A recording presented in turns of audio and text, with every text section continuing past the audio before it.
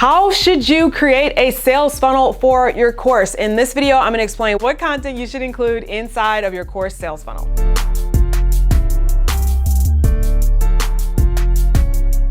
All right, so I've been creating sales funnels for myself and for my clients' businesses for well over 5 years. I've actually been in this game for around 7 years now, and I've not only created sales funnels for courses, I've done it for coaching, as well as sales funnels for digital products. So I'm confident that I know what it takes to create a really good sales funnel. I've sold over $1 million in coaching, courses, and digital products.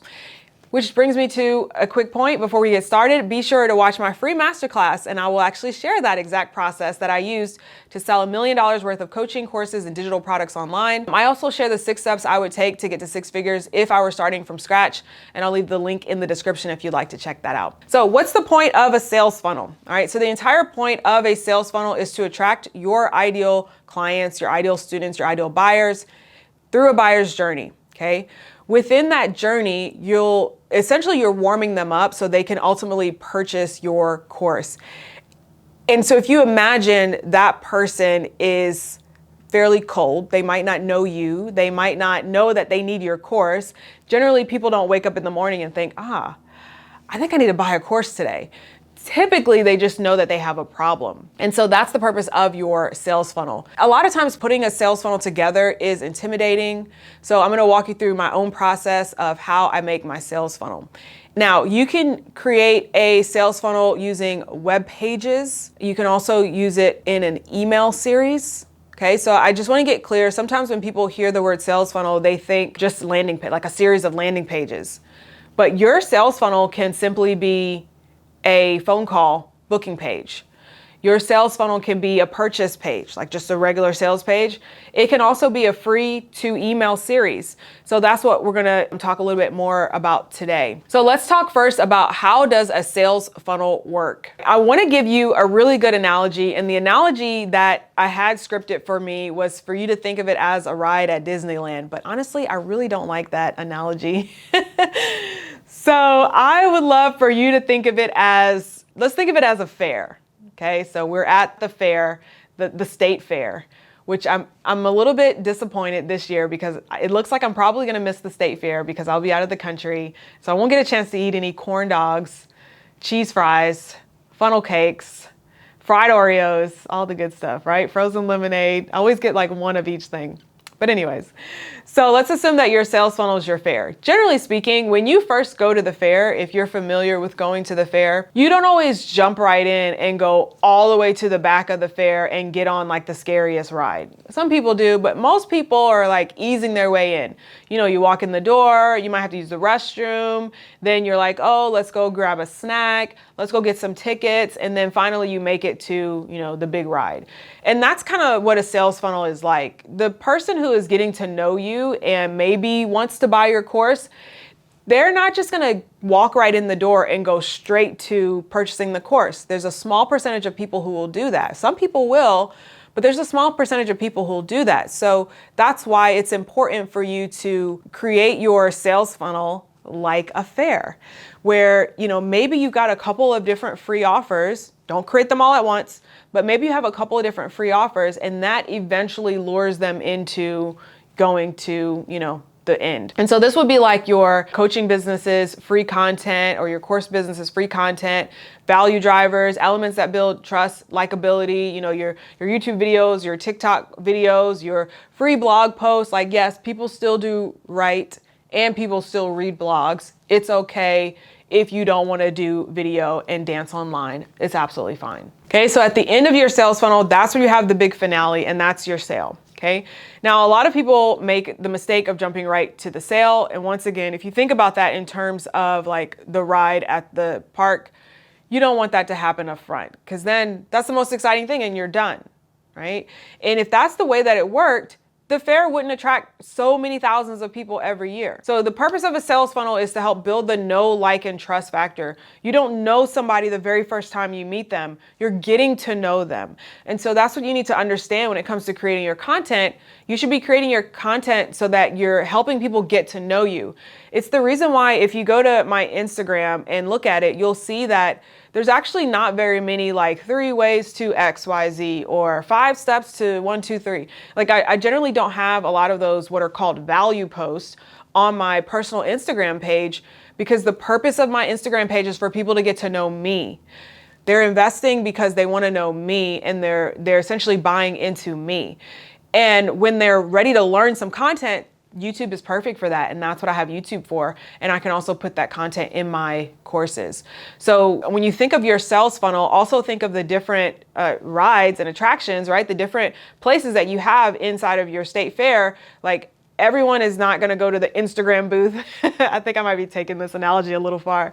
Everyone might not be going to the, the TikTok booth where, someone's, making fun of you as you walk by. Like, there's different things that people are interested to learn when they get to know you. Like, they want a journey of getting to know you. I've had people who come to my YouTube channel and they watch like video after video after video, and then like months later they buy. And the only reason I knew that they've been watching so many videos is that they told me, I've been watching your videos for the last couple of months. And that's fine. All of that happens behind the scenes. That's why I do what I do. So your sales funnel is going to build the anticipation. So let's talk about the specific feature that creates the best sales funnel for your course. Your sales funnel should be personal and connect with your ideal client. You got to be specific. Who are we talking to? Who do we want inside of our sales funnel? Okay. When you set it up and it's going to attract and bring in your ideal client, they're going to know who their future instructor is going to be. Okay. So a few key ways. I'm going to say these things even though they seem obvious. Show your face. Okay. In your photos, show your whole face. Make sure that you're smiling at the camera. Maybe create a video or intro piece of content. When you're doing that, share your story. Okay, draw your client in, share them a personal story that's relatable to them. Insert funny tidbits about yourself with your messaging.